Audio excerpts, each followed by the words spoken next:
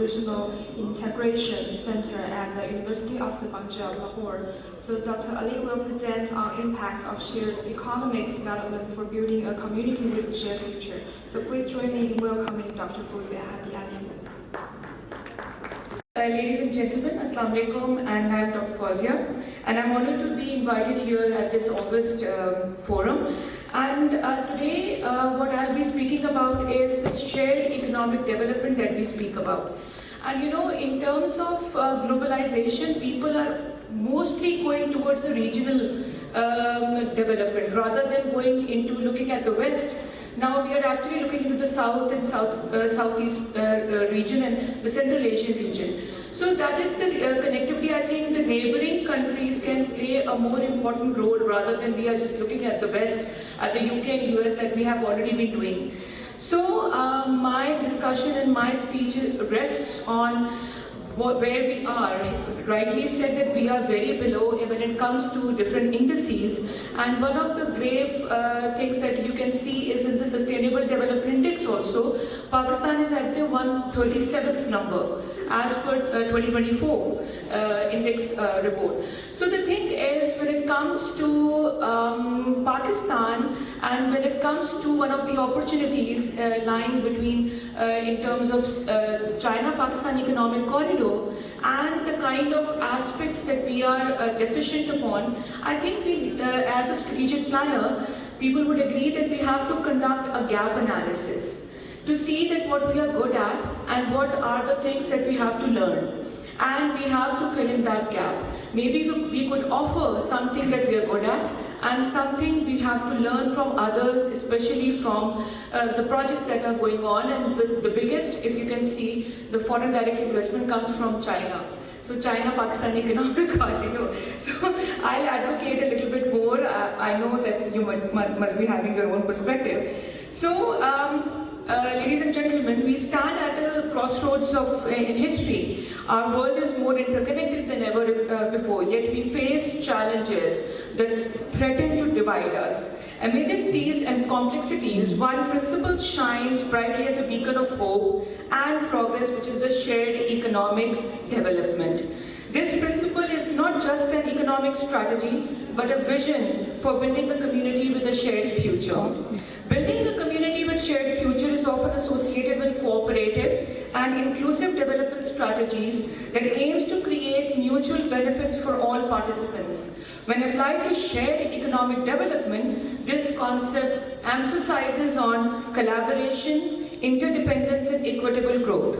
On building such a community and how they align, I will be bringing into an alignment with the Sustainable Development Goals.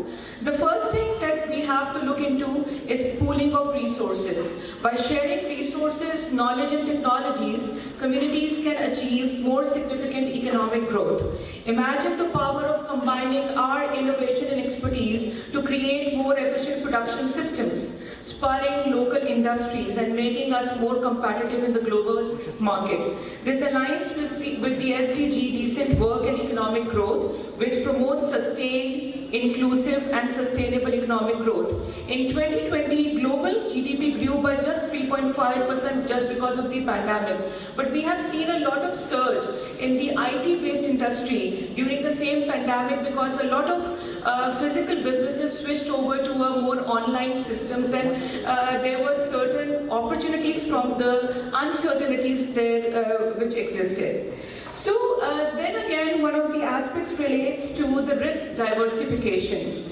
Shared economic development allows for risk diversification. Economic shocks in one area can be mitigated by the stability and growth in another, leading to overall economic resilience. Think of it as a safety net, ensuring that when one part of a community faces challenges, others can provide support, fostering stability. This is essential for building resilient infrastructure and fostering innovation, as highlighted in the Inclusivity, Innovation, and Infrastructure SDG 9. According to the World Bank, countries with diversified economies experience 30% fewer economic downturns over the past decade. Then one of the aspects relates to the reduction of inequality. If you just look at our region throughout, the Central Asia, Pakistan, and most of the countries around us, If you just look at the population, half and half of the population is the male and female ratio. But when it comes to the participation of female participation in the economic activity, it's negligible. So that means that where the economies have a lot of female participation, there the economic growth could be even amplified. So that is something that we have to ponder upon and think about. Then this can also reduce income and opportunity disparities within the and between communities, achieving SDG 10, which is reduced inequality. So then we can talk about, as it was mentioned about higher education earlier, that higher education is an important or pivotal aspect relating to bringing innovation. So the problem arises when it comes to Pakistan. Instead of actually comparing innovation with US and UK, of course we are very, very far behind, and I think it will take us another 100 years maybe to, and maybe they might be gone somewhere else, and we are still striving towards that. But the thing what we can do is what I suggest, and I have been suggesting a number of times. See, the special economic zones are the biggest opportunities for us, but we haven't availed that just because there are no industries, right?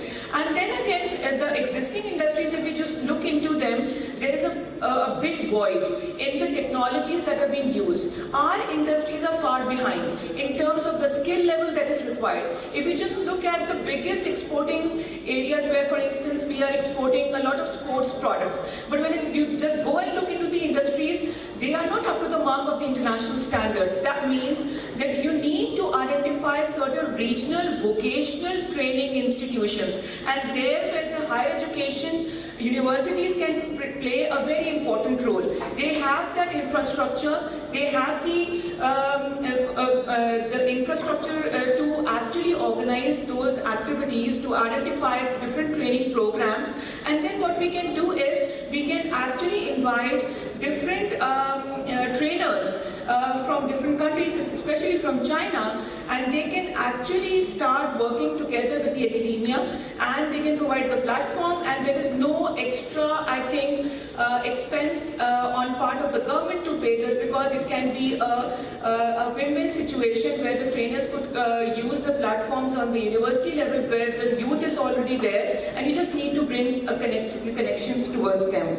Then the social cohesion and trust, of course, one of the biggest challenges, as Dr. Jaspal has said, about security aspect. You know, the biggest challenge is that we are far behind when we are providing security facilities to our biggest investors who are providing us with the FDI. And you have seen a number of incidents that has happened, and that has made brought certain insecurities among the Chinese counterparts to continue with the projects as well. So one of the important aspects is conflict reduction, and that can be done only through if we are more connected. The more economic activity we can do with the regional countries, the better off we would be, and everybody would know that we are economically connected with each other, and if there is a conflict, it will be hurtful for everybody. So then when we talk about the sustainable development itself, communities working together in an economic development can also collaborate on sustainable practices. For instance, there was a talk about environment, that we have to adopt green technologies, conservation efforts and policies, because you know, when it comes to climate issue, we are facing a lot of smog and a lot of global warming issues are turning up, and we are witnessing more floods and a lot of other things. And that is where we have to collaborate with the regional countries to see that what is the basic underlying reason behind that we are facing such climate issues. So one of the aspects that has been already discussed is the cultural exchange and understanding. Of course, innovation and creativity can be spurred where diverse people from diverse institutions and regions combine together, and they actually develop a global citizenship where we learn from each other, and we learn work ethic, and we learn how people work together.